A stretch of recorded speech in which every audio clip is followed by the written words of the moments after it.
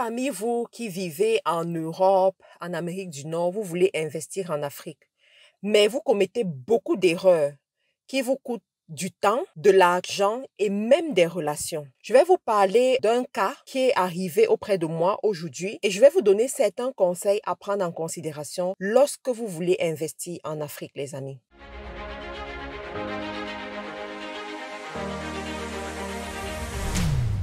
Alors, il y a l'une d'entre vous qui m'a contacté dernièrement. Elle me fait savoir que elle est à l'étranger, en Amérique, je crois en Amérique du Nord, et elle aimerait ouvrir une usine de production en Afrique pour un certain produit dont je ne peux pas donner plus d'informations ici, étant donné que ce sont des informations quand même confidentielles. Donc, elle veut ouvrir son usine et elle veut investir comme 30 000 € pour que l'usine puisse fonctionner, que les activités puissent démarrer comme il faut. Et elle veut le faire à distance. Waouh! Lorsque j'ai eu connaissance de ce projet, je lui ai dit, tu sais quoi, vraiment, j'apprécie ton projet, j'apprécie l'envie que tu as d'investir en Afrique, de propulser le développement en Afrique à travers l'industrialisation. Franchement, c'est une très bonne chose. Sauf que lorsque tu es entrepreneur, lorsque tu décides de faire les affaires, tu dois réfléchir comme une entrepreneur ou comme un entrepreneur. Tu ne peux pas juste prendre les décisions n'importe comment. Ce projet que tu as, il est voué à l'échec pour plusieurs raisons. Et je vais vous expliquer les raisons pour lesquelles j'ai été aussi crue pour lui dire que ce projet est voué à l'échec. Alors, les amis, vous devez savoir que l'industrie, c'est pas le commerce. On est d'accord? L'industrie, c'est pas le commerce. L'industrie, c'est pas comme n'importe quel business que tu te lèves un matin et tu peux créer. Non. L'industrie, c'est plusieurs choses à la fois. L'industrie, premièrement, c'est la connaissance. C'est un savoir. C'est une façon de faire qu'on est prêt à transmettre à d'autres personnes. Ça, c'est la première des choses. La deuxième des choses, l'industrie, c'est des équipements. C'est des équipements de grande envergure, c'est des équipements sophistiqués, c'est des équipements qui ont besoin d'une certaine main-d'œuvre qualifiée pour savoir les utiliser, pour savoir les maintenir. L'industrie, c'est également la main-d'œuvre, d'accord? L'industrie, c'est des petites mains qui fonctionnent comme des robots, qui fonctionnent selon le leader qui est devant eux, qui fonctionnent selon le manager qui est devant eux, parce qu'il y a une différence entre les deux, manager et leader, qui fonctionnent selon le process qu'on leur a imposé et qu'on est prêt à contrôler. C'est des petites mains. Et les petites mains ont une façon de fonctionner, d'accord? L'industrie, c'est des personnes clés, des personnes qui maîtrisent le travail qu'on va prendre et qui vont travailler. L'industrie, c'est des jours de travail. C'est chaque jour de travail. Et l'industrie fonctionne le week-end. Il faut le savoir. L'industrie, c'est pas comme le bureau. L'industrie fonctionne le samedi et le dimanche. L'industrie, c'est chaque jour de travail rythmé d'une certaine façon. D'accord? L'industrie, c'est des financements qu'on ne voit pas le retour sur financement les premières années. Ça veut dire quoi? Tu vois le retour sur investissement même 3 ans ou 5 ans ou même 10 ans après. Cependant, tu as pris des gros fonds que tu as mis dans cette industrie. C'est ça l'industrie.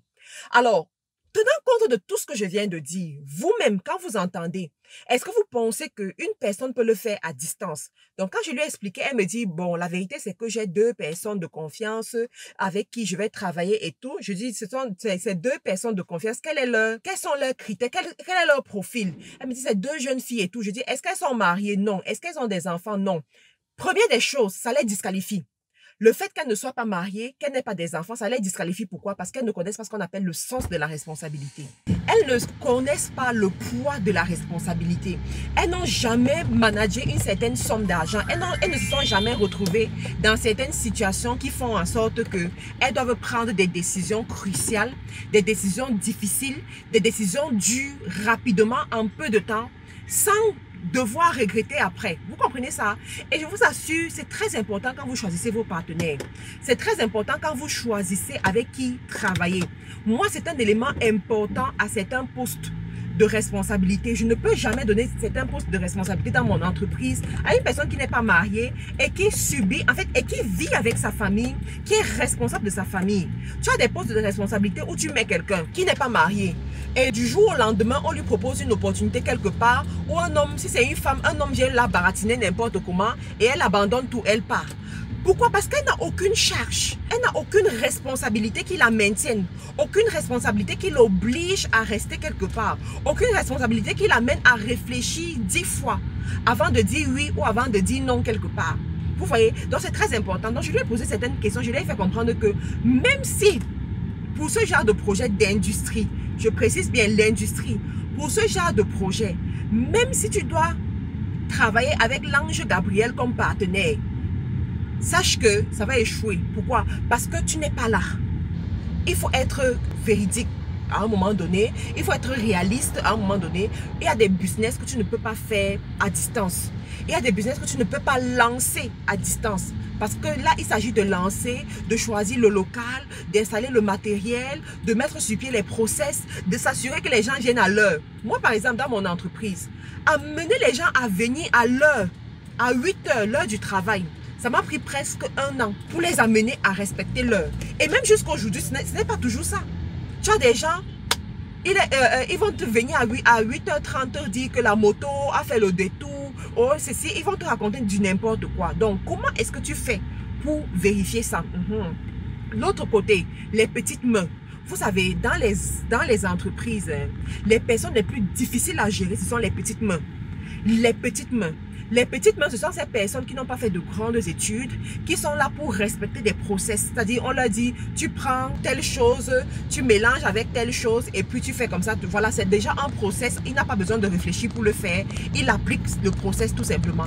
Ce sont les personnes les plus difficiles à gérer. Pourquoi? Parce que les petites mains n'ont pas le background intellectuel pour juger d'une situation, pour prendre des décisions et pour assumer la décision. Les petites mains sont du genre, tu as dit que je fais, donc j'ai fait, tu assumes, parce que c'est toi qui m'as dit. C'est ça. Donc, à distance, comment tu gères ce genre de choses? Comment tu gères? Et il faut savoir que l'industrie, c'est la créativité. L'industrie, c'est l'imagination. L'industrie, c'est des essais et erreurs. Ça veut dire quoi? Tu as une formule qu'on t'a enseignée peut-être, ou bien que tu as testé. Mais cette formule-là, tu vas l'améliorer même pendant 3 ans. Bien sûr, tu vas l'améliorer même pendant 3 ans. Parce que si c'est par exemple les aliments, il y en a qui vont manger, qui vont dire que ça va donner une indigestion. Qu'est-ce que tu dois faire? Tu dois réfléchir pour savoir quel est l'élément qu'on a mis. Comment l'élément s'est comporté dans une température donnée pour créer l'indigestion. Si c'est les produits cosmétiques, ok, on a donné le produit cosmétique, ensuite ça a tourné, c'est devenu trop liquide. Ou bien l'odeur a changé, la couleur a changé, la texture a changé. Qu'est-ce qui a causé ce changement? Tu dois réfléchir. Donc, comment est-ce que tu vas faire pour prendre toutes ces décisions, pour analyser, pour voir des choses qu'on ne peut pas voir à travers le téléphone, que quelqu'un qui n'est pas sensible comme toi ne peut pas comprendre à travers le téléphone. Donc, c'est trop compliqué. Je lui ai dit, tu sais quoi, tes 30 000 euros, si tu as travaillé pour avoir ces 30 000 euros, je te conseillerais soit tu déménages, tu viens en Afrique pendant 6 mois, pendant 1 an, pour mettre sur pied ton projet, soit tu investis cet argent-là ailleurs, parce que franchement, c'est voie à l'échec. Et je suis sûre que parmi vous, il y en a parmi vous, vous avez fait ce genre de projet, et vous avez vu à quoi ça ressemblait. Moi, par exemple, j'ai commencé un business comme ça. Je voulais créer une marque de vêtements. Une marque de vêtements 100% camerounaise, les choses comme on aime entendre. Le Made in Cameroun, Made in Africa, 100% camerounaise, les amis. Je vous assure que des fois, on accuse les politiques sans comprendre tout ce qu'il y a derrière. Des fois, on accuse, des fois, on a des gros langages, des grosses philosophies sans comprendre ce qu'il y a derrière. Donc, je me suis assise pendant cet été, en été 2020. J'ai dit, je vais créer ma marque de vêtements 100% camerounaise. Je vais avoir mon industrie, je vais avoir mon unité de production, tout ça. Mon ami, très rapidement, je suis revenue à la raison et j'étais sur place. C'est-à-dire que tu fais la première sortie des vêtements. Tout se passe bien, c'est beau, tu es content, voilà quoi, tu es satisfaite. Tu réinvestis de l'argent pour la deuxième sortie, pour faire un grand lancement. La deuxième sortie te surprend toi-même. Quand tu reçois la marchandise, tu te demandes, mais qu'est-ce qui s'est passé? Premièrement, on te dit, le tissu est fini sur le marché. Donc, il fallait compenser avec un autre tissu qui ressemble au tissu. Je dis, attends, donc tu penses que ça ressemble au tissu et qu'on ne se rend pas compte qu'il y a une différence? Non, madame, ça ressemble. Je dis, mais attends, c'est 2 mondes différents. Ok, les finitions sont approximatives. C'est-à-dire que toi-même, Tu ne peux pas porter ce vêtement et être contente. Les finitions sont approximatives. On te dit que non, il y a eu certains employés qui étaient malades, et il fallait vite faire, et il y avait les délais de temps et tout, et c'est approximatif. Les amis, il fallait que moi-même je vois. Si j'étais perché quelque part aux États-Unis, perché quelque part au Canada, perché quelque part en France, et qu'on m'avait dit, j'allais tout imaginer. Et quand on m'a expédié la marchandise, j'ai fini de payer les frais DHL ou bien les frais d'expédition, j'ai fini de payer les taxes, j'ai fini de payer la douane, la marchandise arrive, je dis non, je ne peux pas vendre, mais j'ai déjà dépensé tout ça. Vous comprenez? Non, il y a des business que tu ne peux pas faire à distance. Soit tu te sacrifies, tu viens t'asseoir en Afrique, tu fais ton business, tu commences ton business, tu mets sur pied tes process.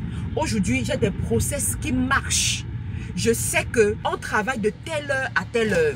À tel poste, j'ai besoin de tel profil. Donc, les amis, si vous vous retrouvez aussi dans cette situation où vous réfléchissez à créer une industrie, parce que peut-être, voilà, vous êtes ingénieur ou bien vous avez une très bonne idée d'industrie, réfléchissez très bien.